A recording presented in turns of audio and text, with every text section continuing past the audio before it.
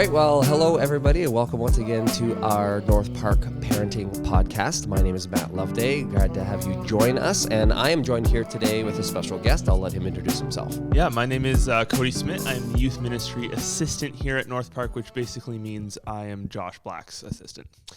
Not just Josh Black's assistant. This is Cody. That's my official job title. Yeah. Cody, we are blessed to have Cody on the Parenting Podcast today. Now, Cody is not a parent, but Cody is a young adult. Mm-hmm. Cody has been a summer intern here at North Park. Cody has graduated from our youth program. Your family's been coming to North Park for like a long time. Like 16, 17 years? Yeah. So Cody knows the deal here, and now, as he said, he's on staff, and I think Cody's going to bring some real great insight into a conversation I want to have today about the stage of life that you are in. Yep. It's called young adulthood, or there's a lot of writing being done now called emerging adulthood, that it's this kind of almost elongated process because a lot of the different pressures that young people are facing today. Yep. So we're going to touch a little bit on this, but hopefully it's insightful for parents who, like my oldest is just 14, so he's not close to high school graduation yet, but it's going to come faster than I realize. It's in the headlights for sure, yeah. And so, but maybe some of our parents out there do have kids graduating from high school or recently graduated from high school. So I think this conversation is going to be really important. So thank you, Cody, for being on the podcast with us. So why don't you just give us a little bit of what has the last couple of years, like since high school, been for you? Like what's going on with the life of Cody? Yeah, well, since high school, I took a gap year afterwards because I didn't really know what I wanted to do after. A lot of people doing gap years now, right? I would highly recommend gap year. It's the best decision I've made since high school, that's for sure. Interesting, good. And then I decided finally that I wanted to go to school for music industry arts, so I'm at Fanshawe for that. It's a 2-year program. And then the past 2 years, I've also been working here. Yeah. Awesome. Cody, I really appreciate that. And I thank you for your little shout out in the promo for the gap year. Because stats are really showing that more and more people are taking a gap year. I'm so old that we did the grade 13 year. Yeah. So it's kind of like an extra year in high school where you and I just seen the prevalence that more and more young people after high school are just choosing to take a year to travel, to work, to figure things out. And as you're saying, you found that to be a really good thing. Mm-hmm. I both my sisters took gap years, and they were kind of it was just becoming a thing when Hannah and Olivia did gap years. Yeah. And so it was kind of just it's in the family. I was planning on doing it anyways because a year off of school sounds like a great time. You know what I mean? And like you said, even if you're not going to work during that year, high school, you don't really have time to travel because you're doing high school all the time. You're probably working. Yeah. College, you don't have any time. You're probably working. And so straight into it. When am I going to have time to do anything I want to do? And so if you want to take that year to travel and do stuff that you want to do, go for it. And I chose to work to save some money for school. But I would highly recommend the year off for sure. Well, that's really neat because, there is a lot of change going on in those years right after graduation from high school. A lot of big decisions to make. And absolutely. This leads me to, I've been doing some schooling, and this year I'm doing a lot of research, and I actually wrote my paper on kind of how we can encourage young adults to continue in their development of identity, belonging, and purpose beyond high school. Yep. Because there's so much disruptive things that happen in your life that all the way through your childhood and adolescence, they kind of stay kind of the same or consistent for the most part, maybe not in everyone's story, but then post-graduation, things change for so many people. Yep. And there's so many big decisions. And so I want to dig into these areas a little bit with you to just find out what your experience has been. I'm going to test maybe some of my research on you today and to see, hey, this is what I've read, but is it really real? Yeah. Right? Yeah. So, one of the things is that for the last couple of decades, even statistics are showing that church attendance is really dropping off for people right after high school. Yeah. And now that hasn't been your experience. As you said, you're very connected here, summer intern, and then you're on staff. Yep. You are deeply involved in church. Yeah. But would you say with your peers or people you've talked to, do you see this as a trend? Do you see that after high school, people are just dropping off the radar of church for a little bit? Yeah, and this is something that I've found has been prevalent for a long time. It's something that, because Hannah and Olivia also used to work in the youth ministry here at North Park. We like the Smits around my here. sisters, Hannah and Olivia. Sorry if I didn't explain that before. It's something that they talked a lot about. It's something that me and Josh have talked about, and kind of the idea of like how do we keep people, like, because we only have them until grade 12. So what can we do in those years from grade 6 to grade 12 to make them want to stick around afterwards? And so that's something that I've definitely found is something that happens for sure, is people kind of, the numbers, I guess, whittling out after grade 12. Yeah. Well, and I mean, we're a little bit maybe blessed here in London that we've got Fanshawe, we've got Western, so some people will stick around locally and go to school so they can stay connected here at North Park. But for a lot of people, going to college, university means going out of town. Yep, for sure. And therefore moving away from your church where you had youth group and had those connections and had those relationships and a place of belonging and a place where you can develop spiritually. And that's what I was going to say. And I apologize if I'm answering any further questions that you have. But this is all about you. I was going to say is that's something that I've kind of thought about and that me and Josh have talked about, is like the idea of connection. And one of the main reasons I stuck around after grade 12 is because I was so, like, I was working here and volunteering here and stuff like that. But I also had friends here from my youth group, and my family has been so connected through the church that I knew many of the people on staff before I was even on staff. And so it was just that idea of connection. And like, even there were some, I must admit, there were some years in high school where I was in that phase of like, oh, I don't want to go to youth because whatever. Right. I don't really know why, but I kept coming back because I had those relationships with other students. I had those relationships with my youth leaders, and I found those really valuable. So I kept coming back, and that kind of grew into after high school as well. Yeah, yeah. So interesting. I love how you brought up the centrality of a relationship, because I think for anybody in any stage, a relationship is big, right? To our identity, to our belonging, and to our sense of purpose.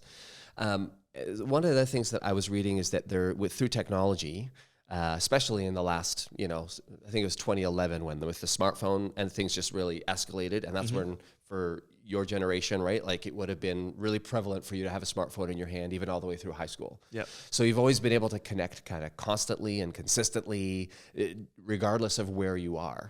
And some of the things that I was reading was saying that post high school, graduates are finding it hard to establish new relationships because they're also able to so easily hold on to old friendships. And let's say you do move out of town, and you go to a class away, at a new town, a new place, but you spend all your time on your phone connecting with friends from the past, which is great. Yeah. But it also inhibits you from building new relationships in that new place. Yeah, absolutely. Yeah. I was actually literally just having a conversation with my dad about this a few days ago. I was saying, like, it's so interesting to me, the difference between, we have all this technology and all these different ways to connect with so many more people than we have ever had. Yeah. Like I was talking about apps like Discord, where you can join groups of people who are interested in things just like you. So for me, I'm in a couple of groups with other musicians who may live in various different places of the world. And like before, I would never be able to connect with those people. Now, like, we can send music to each other. We can do all that. We can work on projects together, right? And so I was saying, in a generation where we have all this technology and we have the access to communicate with many different people in many different ways, why do we seem so lonely? Yeah. And and we were saying that, like, the face-to-face real life connection that you have with somebody else is obviously, I wouldn't say dwindling out, but it's becoming harder because, like you said, everyone's like glued to their screen. It's like the famous bus stop analogy. It's everyone's on their phone at the bus stop. No one says good morning anymore. Yeah. But it's like, it's kind of true. Like, you don't get that communication with other people just because we think that, like, all these other areas are like, this is so much better. And you're always accessible to people, right? Yes. You might be hanging out with your friends in a face-to-face scenario, but you're getting texts from other friends who are out, and so you're spending time while you're with friends in an embodied way, but you're texting with friends in a virtual way at the same time. And I think it's just interesting. I mean, this is a tension, obviously, to manage. It's, when it comes to our relationships. That's really insightful, Cody, and relationships really are so central. So, like, have you found challenges? You've started school almost a year now. Like, you're wrapping up your first year at Fanshawe. Yeah. Have you, obviously that also creates spaces like classes and assignments to meet new people. Have you found it difficult to connect and engage in new relationships? You mentioned the virtual ones with people on Discord or whatever, but have you struggled to establish some new relationships? Has that been your experience? It was kind of my whole first semester was, and this might just be a little bit of me. I personally take a little while to warm up to new situations, new people. Sure, many people do, yeah. But I think that like my whole first semester was kind of just like feeling out the waters. I didn't really have like those like central people that I hung out with all the time and stuff like that. And it's become more in the second semester that I started connecting with more people. Yeah. And like I said, some of that might just be me kind of taking that time to warm up. Yeah. But like you said, the whole thing about like, there are some points where I don't feel like I need that, like I don't need to go out and do the hard work to make those connections, because all I have to do is, and all of a sudden I'm connected. Right. Yeah. And so, and like connections with real life people, they require effort, they require work. They're not going to come to you. You got to go out and get them, right? Yeah. And that makes it so much harder when your brain is like, oh, I don't want to do the hard work. Just pull out your phone. You got 100 connections right there. Like, we'll be fine. Thanks for being real, Cody, because I think that is so important that it does take work. Real relationship, real friendship does always take work. And we're not here to solve any problems, but I think just to have a conversation about, hey, these are the realities, might really help parents if they're feeling, hey, my young adult, I think they're struggling to make connections. How do I encourage them in that? How do I try to get them to build these new relationships? Yeah. So we could probably talk for hours on just that. Yes. I know. I want to move on. I want to ask a question about belonging. Okay. And church, for you all the way through youth group and stuff, a place of belonging. But in the years beyond high school, if you move away out of town or if you disconnect from your local church and need to find a new church, statistics are also showing that young people have a distrusting relationship with the church today. There's so many polarizing issues that a lot of young people are just choosing to kind of stay away from church because they see it as an unwelcoming place that they really don't want to belong in. Yeah. And as a pastor, as people who know North Park and how such a big heart we have for others to come and belong here and to see and experience and know the love of Christ, that's a hard kind of thing to hear. Yeah, absolutely.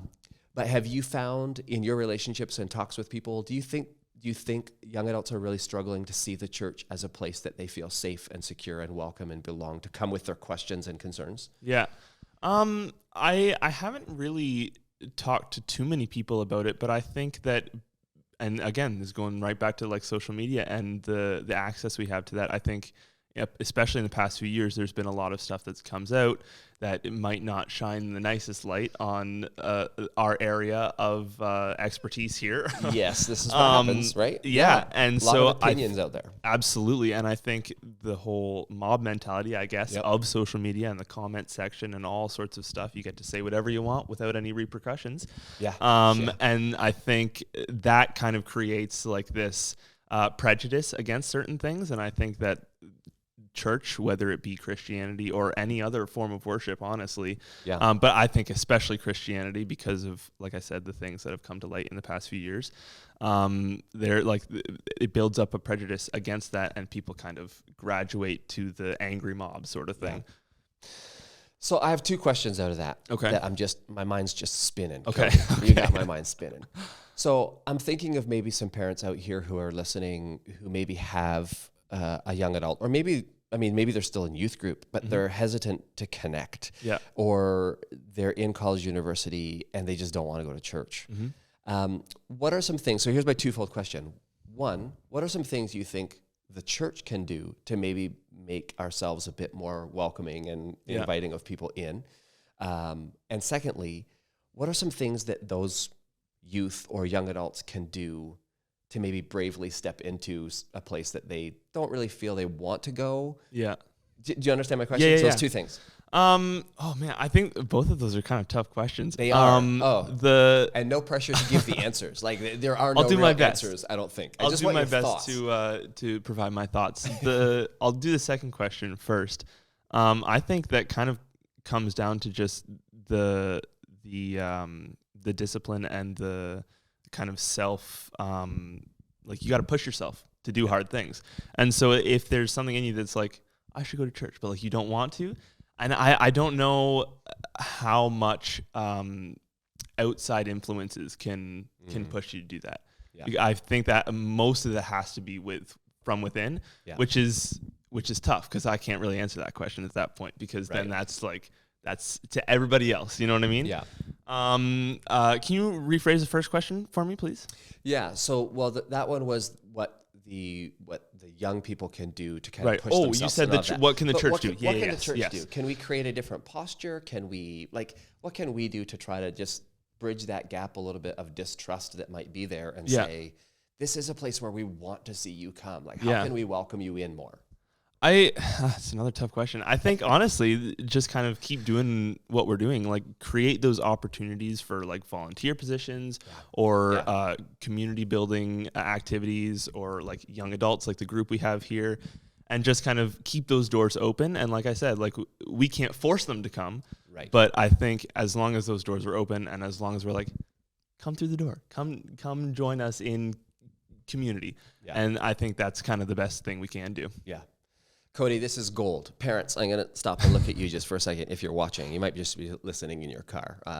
But this is gold, what we're hearing from Cody, that we have to keep the door open to people to come into our spiritual community. And we can't force people in, right? As you said, it comes back to what you said about relationships. So for young people who are listening and you're like, I want to get involved, but I don't know. Just do it. Just do it. But you've got to step in. And as you say, with relationships, it takes work and it takes commitment, right? You can't kind of like dip in and dip out, kind of like a tea bag needs to just sit in the tea and steep.